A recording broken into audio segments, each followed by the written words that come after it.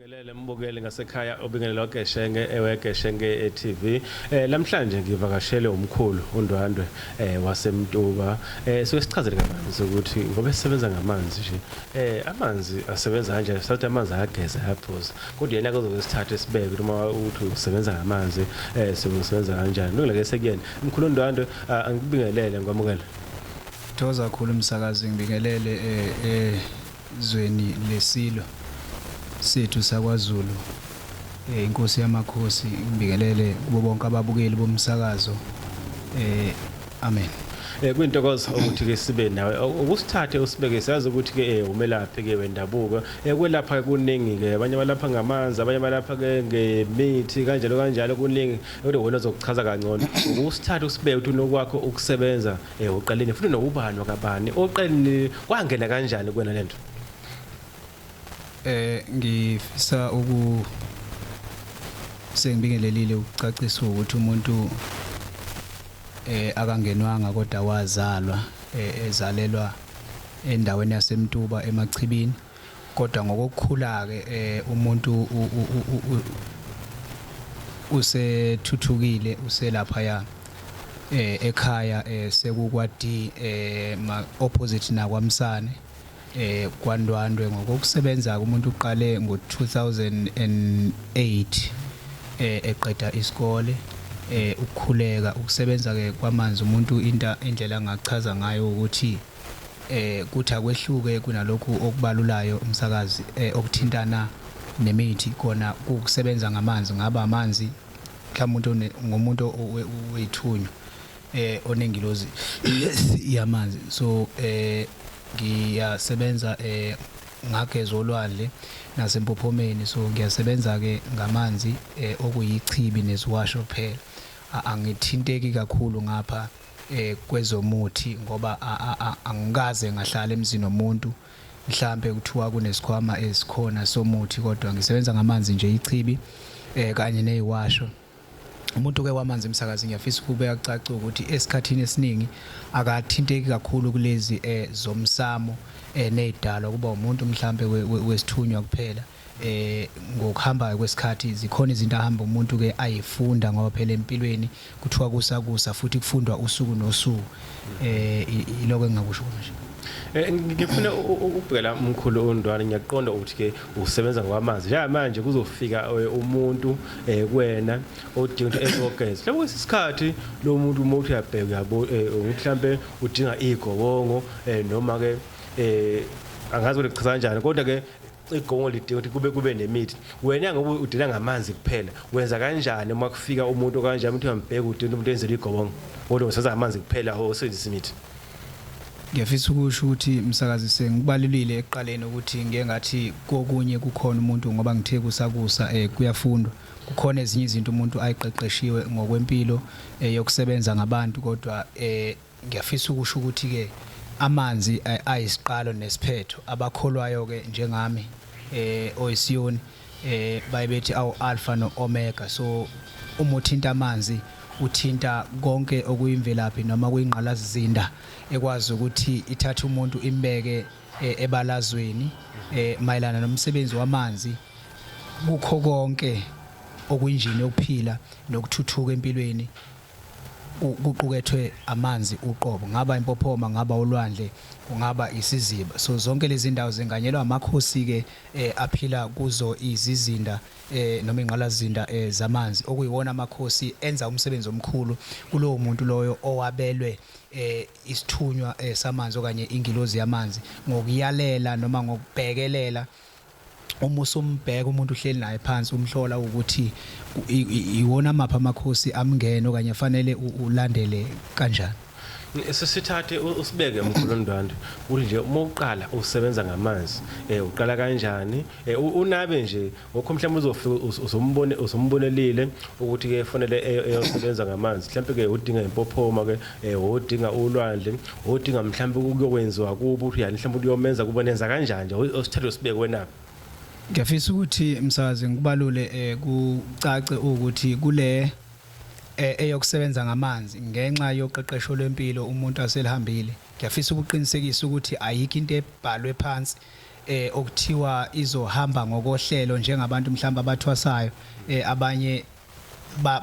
banamabhuku noma bane zinto zabo ezifaguka abayigcinile ukuthi kuye kuhambe ngo1 no2 no3 kodwa kule amanzi ngenxa yokuhlukahlukana kwamakhosi amanzi nobizo lomuntu ngamunye kuye kudingeka ukuthi mawusubhekile bese ulandela ngokuthi lowo muntu yini abizelwe kuyona ngoba abasoza abantwana bamanzi bafana bese ulandela njengoba ubonile nanjengoba mhlambe umuntu eyalelo noma ephiwe lolo hlelo lokusebenza noma lokuphila kwakhe namanzi imvamisa isikhathi esiningi ngoba uye wabalula indaba yokuthi mhlambe imsamo nani umuntu omntwana wamanzi akalinki kakhulu nomsamo umsamo uye ulinke kakhulu kuba kodokotela abathwasile nabantu abagcina usiko impilo lwentwaso kanti ngapha emanzini abalinki kakhulu abaxhumani kakhulu nomsamo kodwa kwabo kusuke kuyisithunywa nokuxhumana nomoya ngokulandelela ngokosiko impilo lwamanzi ukuthi ke akuphoqi kakhulu umsakazi ukuthi umuntu wamanzi ethintane nomsamo kuba yiloyo osuke ngaleso sikhathi ingilozi yakhe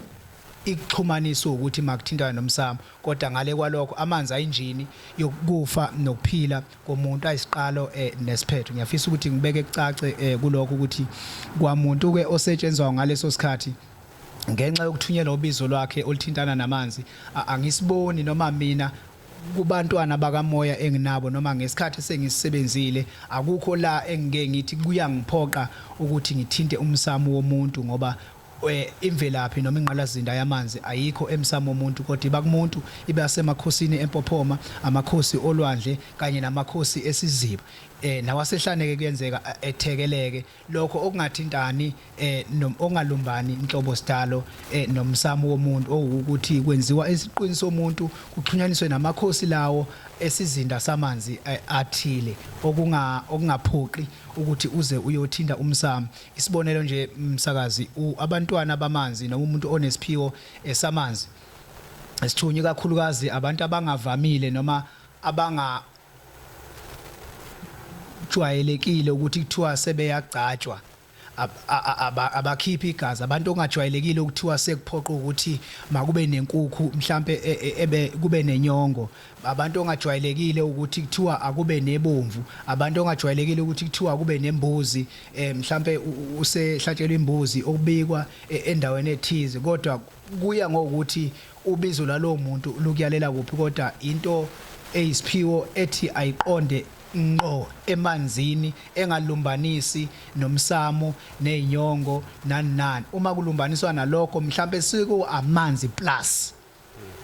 ngoba kuyenzeka umuntu aphiwa amanzi nokunye ngeke sakuphikisa ke lokho kodwa uphiwa amanzi ngempela konke okwakhe kugcinwa ngamanzi neziwasho eziqondene namanzi ngqo ngoba okuningi kwingqithi kusuke kuzogcinwa imimoya yamakhosi empophoma okanye imoya yamakhosi olwandle okanye asehlane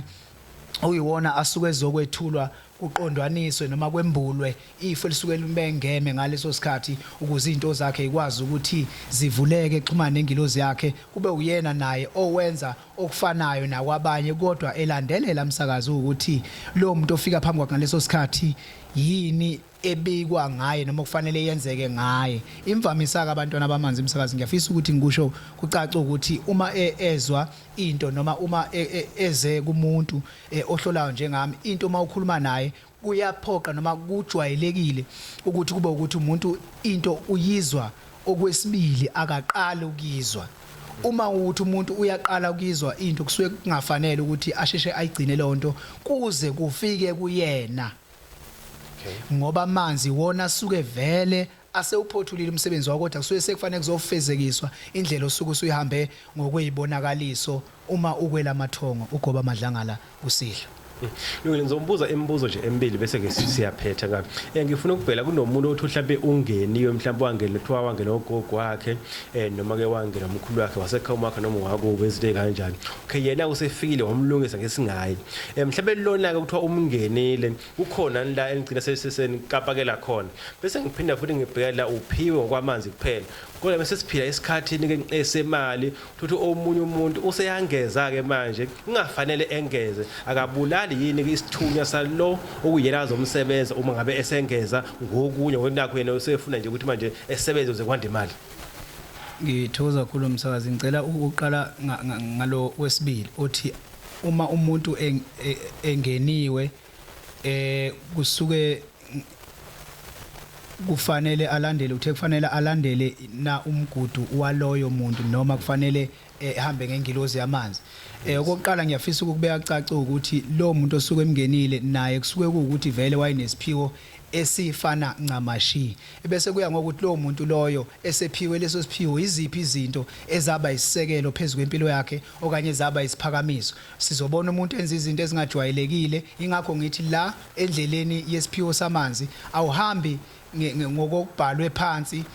njengabantu abathwasile ukuthi ke kufanele wenze 1 no 2 no 3. So ingilozi iyona emyalela bese kuba kumuntu loyo osuka umoya usukuyena umhlambululo ukuthi yena ikupha kuthatha kulo amngenile, ngoba siyakholelwa kakhulu ukuthi phezulu kokuba ungeniwe thatha phela isinqumo nawe ukuze ukwazi umsakazo ukuthi okwenzayo ukwenze ngendlela le obona ukuthi izokwakha igama. Isibonelo nje kuyenzeka umuntu angene umuntu obephuza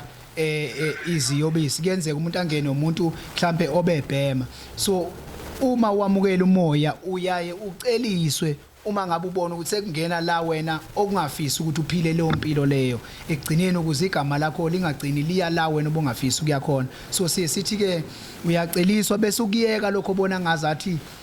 awuhambisani nakho, ebese uqhubeka nalokhu okuyisiphiwo ngqo hayi okuyimkhuba eyumfakela.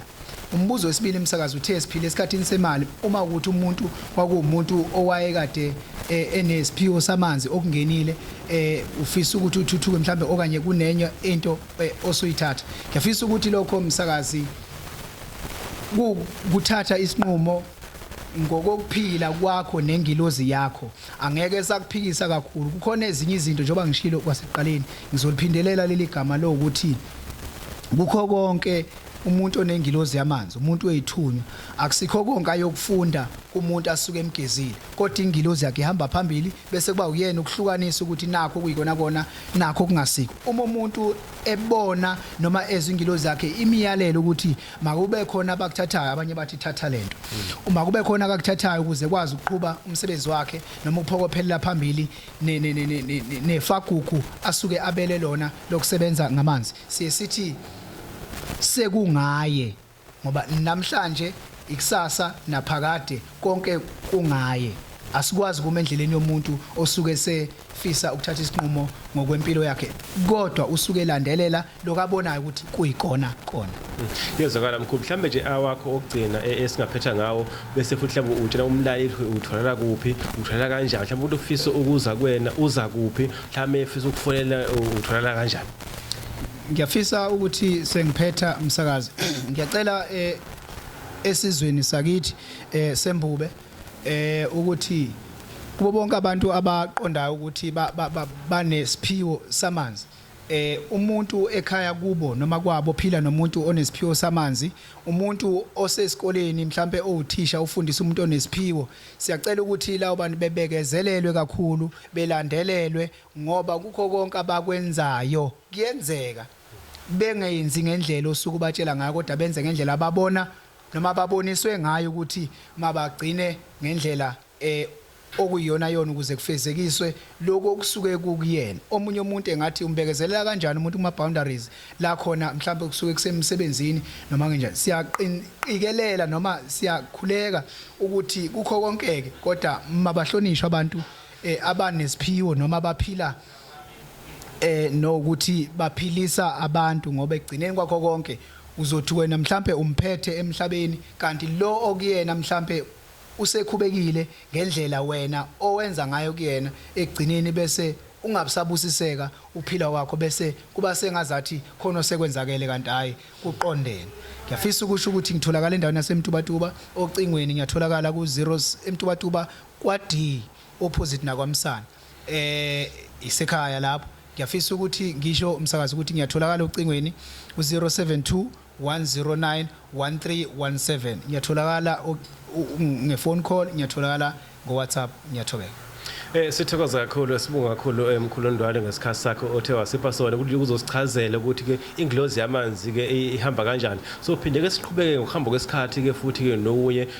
yazi ukuwachaza ngempophoma ke nolwandle. Kodwa kuyophinde ukuthi usichakha bese sisikhathi ukuthi kuyempophomeni lapho uthola ukuthi ke lapha impophoma kuyabhilita noma lapho usuke kwenze njani ke uma sekufika lezo ikhati. Kodwa ngokuhamba kwesikhathi sophinda futhi usithi ifahla kulo daba. Sibonga kakhulu nakuwena futhi umbukele ngesikhathi sakho othe wasipha sona ngasekhaya. Thokoza kakhulu.